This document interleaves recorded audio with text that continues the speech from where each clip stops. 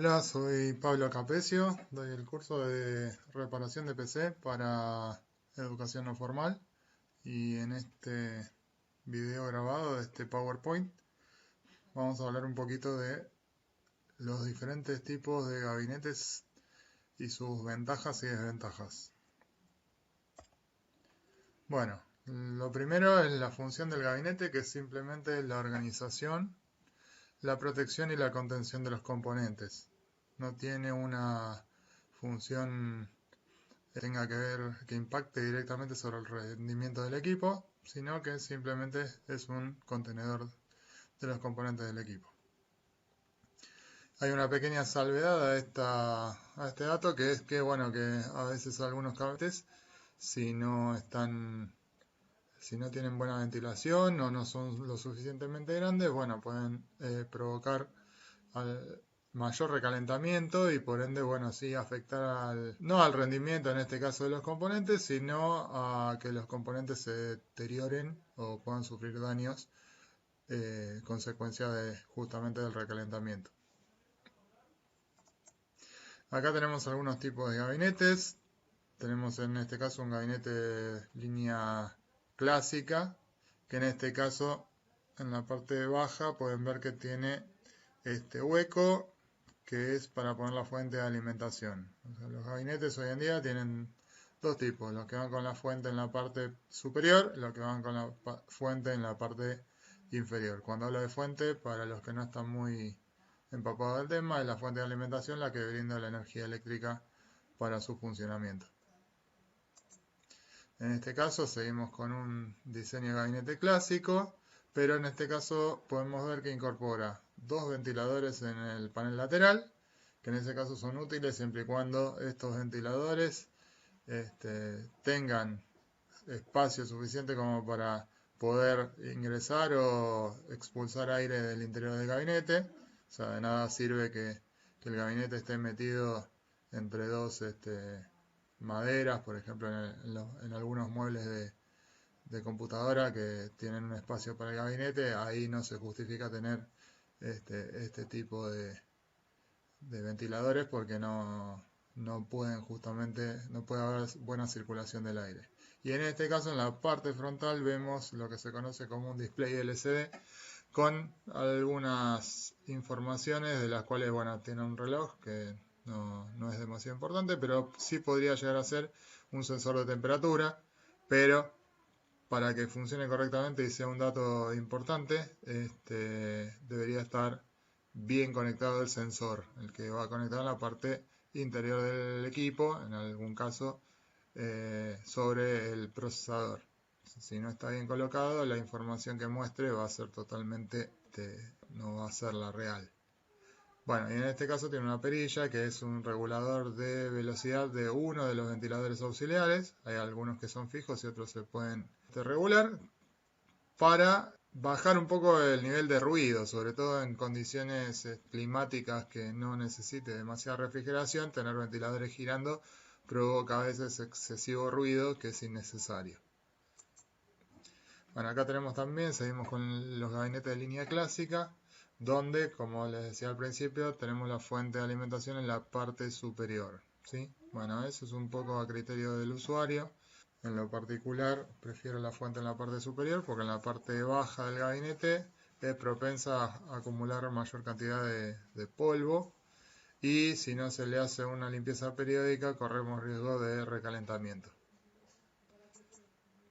Bueno, acá tenemos un gabinete formato atípico, en este caso se conocen como cubo o como box, que son así con el frente cuadrado, donde la placa madre iría en forma horizontal en esta parte, ¿sí? Esta es la parte trasera.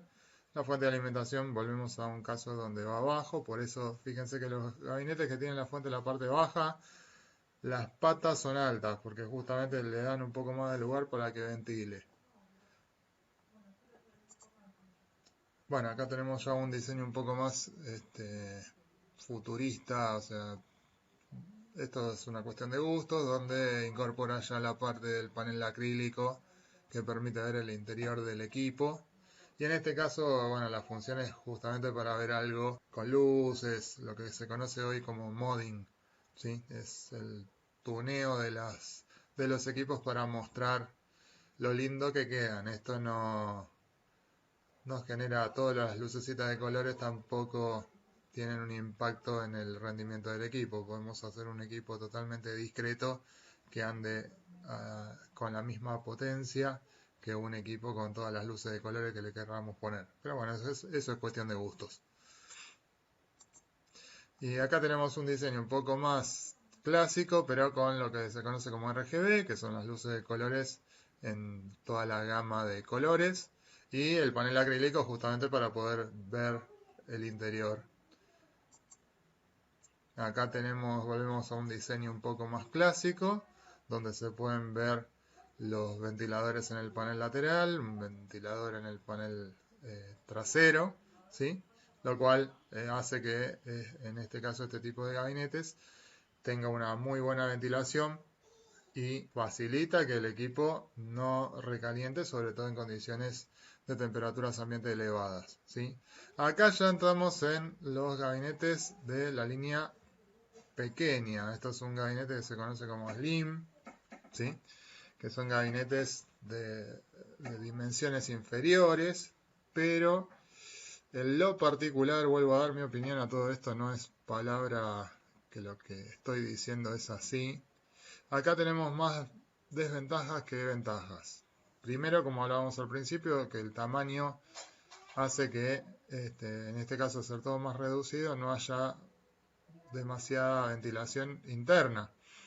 O sea, está todo más junto, hay menos espacio, por ende, bueno, el aire es menor.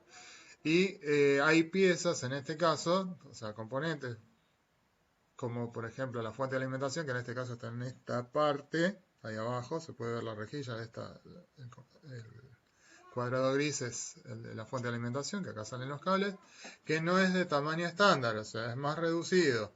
Y en el caso de que tengamos algún problema con la fuente, son un poco más difíciles de conseguir. En una casa de informática de barrio, a veces no cuentan con estos repuestos y bueno, si tenemos que reparar una computadora que tiene un problema en la fuente, algo que no es demasiado difícil que suceda, muy a menudo pasan estas cosas, esta fuente no se consigue. Es compatible con una fuente más grande, por supuesto, pero el problema va a ser que no la vamos a poder colocar dentro del gabinete. Y otra de las cosas es que algunas plaquetas de expansión que se colocan en la parte de acá de las ranuras de la placa no se pueden colocar porque son más anchas, o sea, tienen un ancho mayor y en este tipo de gabinetes no entra, ¿sí? En un gabinete estándar. Bueno, y acá tenemos un gabinete que se conoce como Mini ITX, que es más chiquitito que el que vimos en la diapositiva anterior. Y también, bueno, acá ven la fuente de alimentación, tiene un diseño que no es compatible con un gabinete grande, pero las fuentes de los gabinetes grandes son aplicables a cualquier gabinete. En este caso, esta fuente para este gabinete tiene un diseño particular que si no conseguimos una fuente exactamente igual no la vamos a poder colocar. Por último, acá tenemos los distintos tamaños de placas madre para tener la referencia de qué gabinete elegir en el caso de cada uno de ellos. En los casos de hasta la micro ATX, las tres primeras de la parte de arriba, en lo personal recomiendo un gabinete grande y en el caso de que sea un mini ITX, nano ITX o pico ITX, que son las de abajo, al ser tan reducidas tampoco tiene sentido comprar un gabinete tan grande. Con uno de los gabinetes Slim o los mini ITX que están desarrollados para ese tipo de equipos que son de rendimiento reducido y también no generan tanto calor, no habría ningún inconveniente para usar un gabinete chico. Bueno, y eso es todo. Después haremos más videos de otros componentes.